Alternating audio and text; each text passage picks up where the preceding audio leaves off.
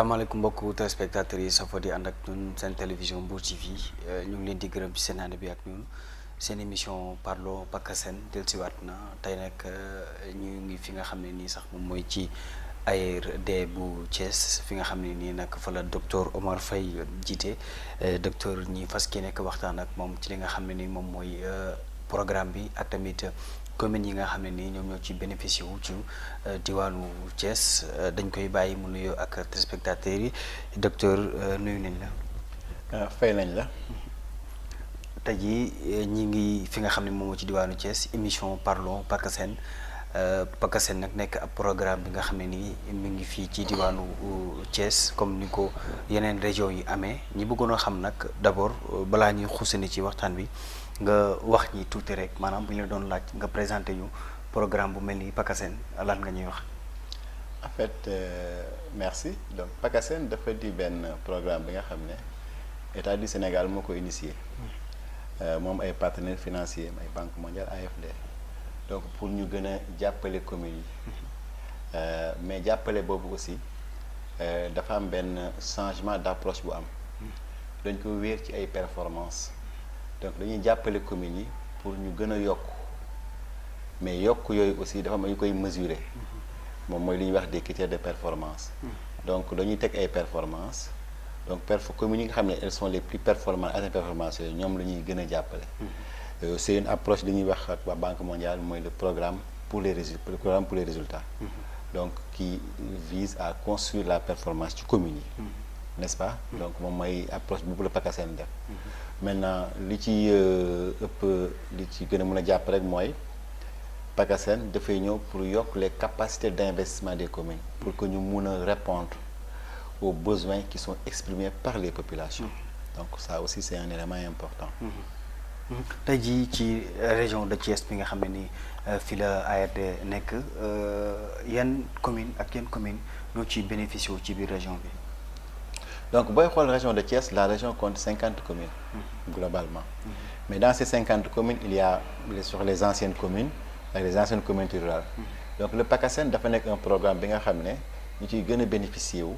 ñi nga xam ne ñoom lañu signé convention moom mooy les anciennes communes. Donc au niveau de Thiès donc PACASEN mu ngi nekk ci 15 communes donc diggante département de Thiès département de Mbour ak département de Tivaouane donc 15 communes ñoom ñooy actuellement bénéficiaires du PACASEN dans la région de Thiès.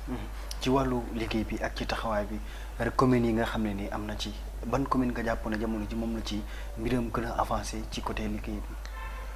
Bon en réalité on ne va pas dire bii moo gën a avancé bii moo gën a retard. Donc ñun au niveau de l'ARD dañoo am une mission précise ci biir PACASEN moom mooy assurer ce qu'on appelle le coaching territorial continu. Donc communes yi dañoo am ay lu ñu leen sas. ñun ñu nekk fi comme branche technique pour jàppale communes yi pour que li leen sas ñu mun ko def. Donc nous intervenons en fait sur les 15 communes. Commune bi ci nekk nag dañuy xool sur la base des conditions critères yi nga xam ne presque teg nañ ko moom mooy les CMO et les IDP nan la ci commune bi demee. Donc fi nga xam ne am na ay sooxe ñun dañu war a jàpp pour continuer jàppale commune boobu pour que mu mun a respecter critères yooyu. En réalité c'est ça un peu l'approche. Donc pour le moment on constate que toutes les communes sont réceptives par rapport à ce coaching là et communes yu bëri elles sont en train de faire des progrès. Donc c'est vrai que les progrès mënul linéaire et uniforme pour toutes les communes mais booy xool sur les CMO yi ñuy am mooy les 8 CMO donc pratiquement toutes les communes de Thiès ont respecté les 8 CMO. Bon c'est des indicateurs de performance ñu ngi ci jàpp ak communes yooyu pour que ñoom ñu koy def. Et vraiment on constate que donc il y a vraiment d'excellents résultats yu ñu am au niveau de la région de Thiès surtout pour ce qui concerne les CMO. Est-ce que communes yëpp ñoo yemale même taux de financement yi nga xam ne moom la programme bi jébbale. Non en fait communes yi mënuñu yem même taux de financement parce que taux de financement dañ ko calculer sur des critères. Donc communes yi donc en fonction des critères yi nga xam ne moom la programme bi teg et ça depuis le début depuis la formulation du programme. ci les communes yi en fait ñu jot ay ressources financières donc par exemple si on prend une commune comme la commune de Mbour une grande commune donc mënul am les mêmes en fait ressources financières qu'une petite commune qui est logée en fait ailleurs. donc forcément en fonction des critères pour donc population ak critères géographiques ak critères démographiques yi critères yooyu la ñu jël teg ko pour ñu mën a teg bon et puis aussi il y a dans ces 15 communes là 2 communes yoo xam ne il faut ñu singulariser leen moom mooy les communes en fait communes yi nga xam ne dañuy am IDP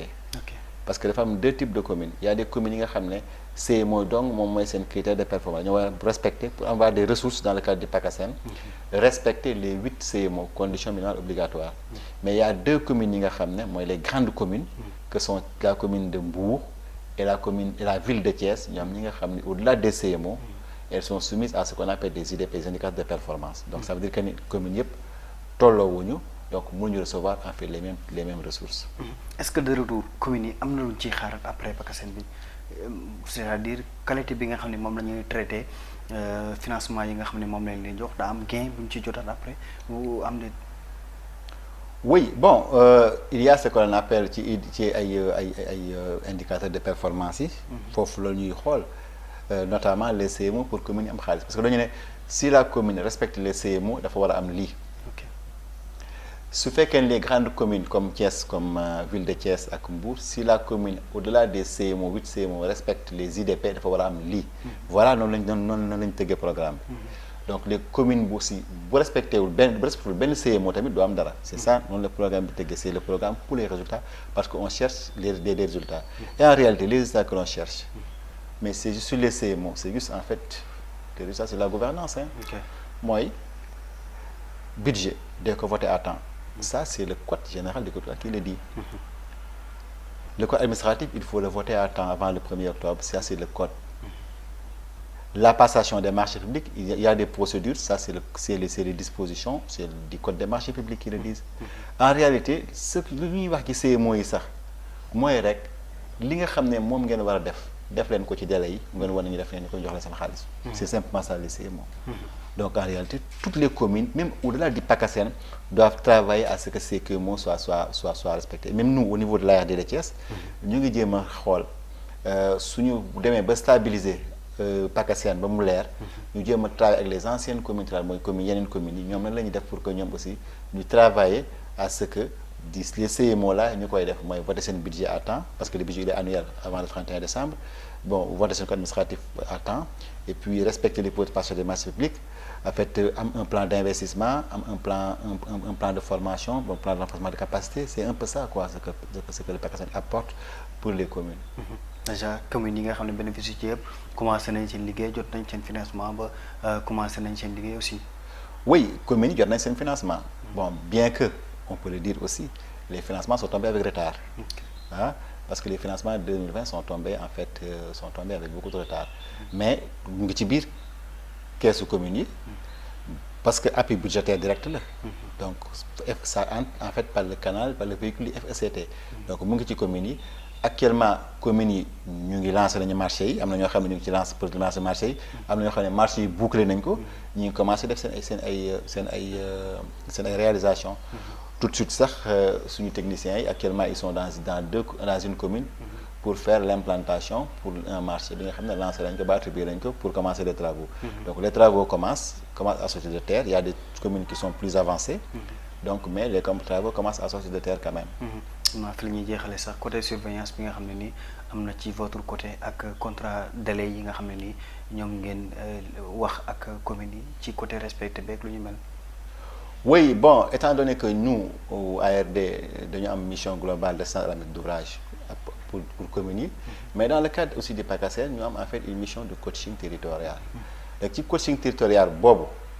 dafa am des communes yi nga xam ne dañu tànn principalement ànd ak ARD pour ARD jàppale leen donc pour ces communes là ñun ce qu'on fait mooy on les appuie sur les procédures de passation des marchés publics on les appuie sur le suivi aussi des travaux et là aussi effectivement ci contrat yi ñuy signer ak les entreprises donc qui sont fixés dans des délais dañuy xool jàpp ci veiller à ce que les délais soient respectés les délais juridiques mais là aussi étant donné que le principal maître d'ouvrage c'est la commune donc dañ ciy liggéey commune bi parce que la commune mooy maître d'ouvrage donc mooy signer contrat yi moom moo am obligation d'avoir des résultats et ñun ñu ngi ci wetam pour que résultats yi nga xam ne moom la bëgg ñu xool nañu ci muy atteindre dans les meilleures conditions donc on appuie la commune dans le suivi des travaux pour que au moins ñu ma am des ouvrages de qualité et réaliser les délais qui sont en fait contenus dans le contrat de passation, dans le contrat qui a été signé par l'entreprise. lu bëri nag ma jàpp ne PACASEN moom ci defar ay tali yeeg yu ci mer lem est-ce que am na yeneen bànqaas yu muy dimbale commune yi. defar tali en réalité le PACASEN ne fait pas defar ay tali. ok bon c'est plutôt Fomobile ñuy def ay tali. PACASEN li muy def rek mooy jox commune yi xaalis mais xaalis boobu dañ koy lal ci ce que l'on appelle un plan triennal d'investissement et ce plan là il est élaboré de manière participative par les communes. Ça veut dire que c'est les communes qui font une expression de besoin. ñu ne par exemple ñu dañoo def infrastructure yi ak yii dañu bëgg a defar suñu commune. ñu def ko dans un PTI un plan triennal d'investissement PACASEN nag buy financer ci base PTI boobu lay financer. donc yooyu la ñuy def. bon maintenant la commune nag étant donné que le code dit qu'il y a une libre administration des communes donc c'est la commune qui librement et de manière tout à fait souveraine exprime ses besoins prioritaires qui sont pris en charge par le cadre des PACASEN. comme xam naa foofu la ñuy jeexalee rek. waaw mais ñu ngi leen gërëm di leen sant. ñu ngi lay gërëm. di ñaan yàlla rek programme bi ñu mën ko dérouler dans les meilleures conditions pour que au-delà des communes askan mi nga xam ne ñëpp moom la ñuy liggéey gis ci seen bopp. jërëjëf monsieur Faye ñu ngi leen di gërëm yéen téléspectateurs yi mu nekkoon seen émission Parlons PACASEN ak ki nga xam ne ni mooy docteur Faye moom la ñu àndaloon nekk directeur bu agence régionale de développement fii ci diwaanu Thiès ñu leen di gërëm téléspectateurs yi di leen jox daje beneen émission jërë ngeen def.